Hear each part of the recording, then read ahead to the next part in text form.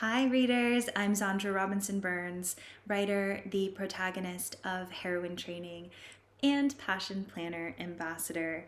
I joined TikTok recently. I have been doing daily Taylor Swift readings on TikTok, and just in filming around my house and my neighborhood in different locations, I realized, hey, this wall looks better than where I usually film my planner videos. So welcome to my mountain wall.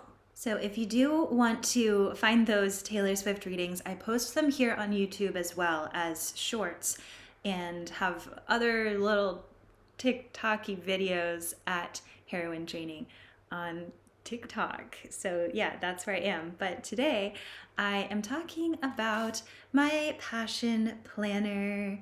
The moon is currently waning right now, and I have been revisiting my new moon and full moon rituals, which I've been observing over the past couple of years and have been aligning in my passion planner. So I thought I'd share with you today what I do with the moon.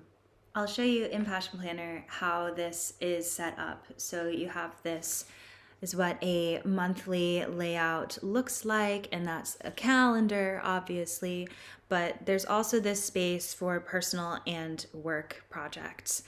In my planner, at least, there's a typo and it says personal projects. Personal projects, this column should say work projects. And that's something that I really enjoy, is having that reminder to balance things that I'm working on for work and things that I'm working on for myself, especially because my work at Heroine Training is so integrated with myself. So it reminds me to do some things just for me and not for my business only as my life. Now, when I first started using Passion Planner, I would do this in the first week of the month. I would set my projects for the month ahead, and then I would be very strict with myself about prioritizing and finishing those projects by the end of the month.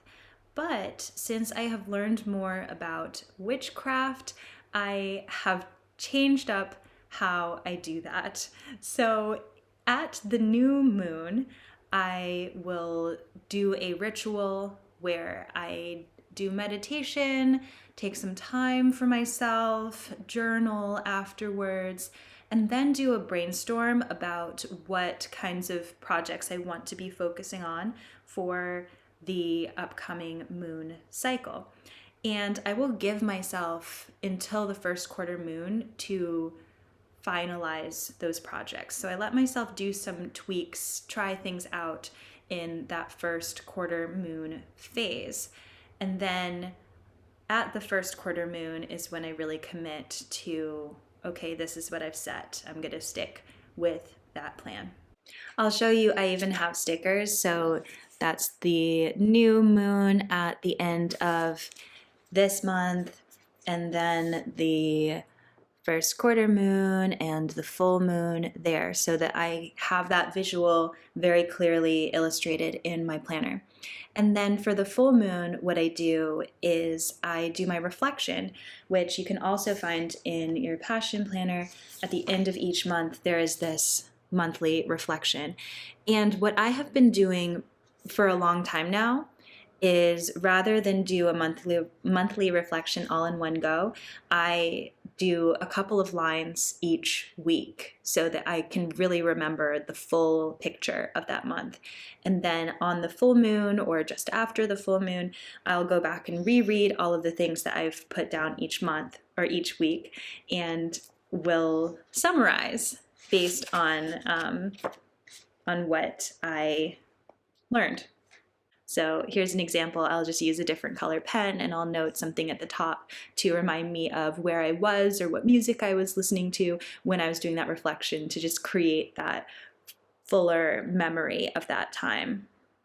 In that period between the full moon and the next new moon, as the moon wanes, I like to use that space to tie up loose ends, finish up any projects that I have started that I feel like I can finish in that time period. That's also just in my home when I do extra cleaning projects. I clean my shoes thoroughly and do a proper dust and clear out. It's just like mending is a good activity to do during that time. All of the like little chores are best suited for the waning moon. And then that gives me some relief from always being in go mode and start mode. If I really feel compelled to start a new project or do a new thing, even reading a new book or starting a new TV show, I will wait until the next new moon. I find that it's just really helpful for me to practice remembering the cyclical nature of life and to really bask in the winding down sometimes, rather than always be putting pressure on myself to start new things and keep moving forward.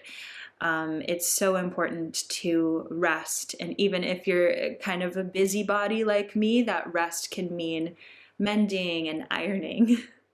So that's one way that I integrate my witchcraft practices into my passion planner. I used to have a separate planner just for astrology, and now that I feel like I have learned how I want to apply it to my life and integrate it into the structures that I've already established for myself, I find that it fits even in this small size passion planner.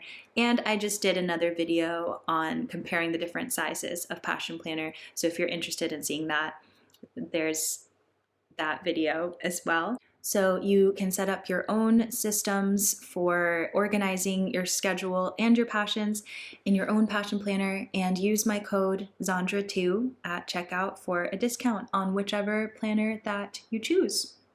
Speaking of letting go and winding down, in my program Everyday Wonderland, we are starting a new chapter for the month of May, and our quest is Sweet Nothing. So it's going to be about how to enjoy doing less, how to wind down and enjoy where we already are without feeling the need to add extra things or feel like there is anything missing in our lives. So if that is something that you are also craving, I invite you to join me in Everyday Wonderland. You'll find the link in the description. Everyday Wonderland is my weekly 1-minute program for finding wonder where you already are. I will send you a digital postcard every Sunday that has a 1-minute call to adventure for you to complete. So you don't have to enter the noise of any social media platform to get some guidance. Every week, it's one simple step that will help just plant a little spark in your mindset around how to enjoy the present and the magic that there is potential for in everyday life. So you can join me at everydaywonder.land.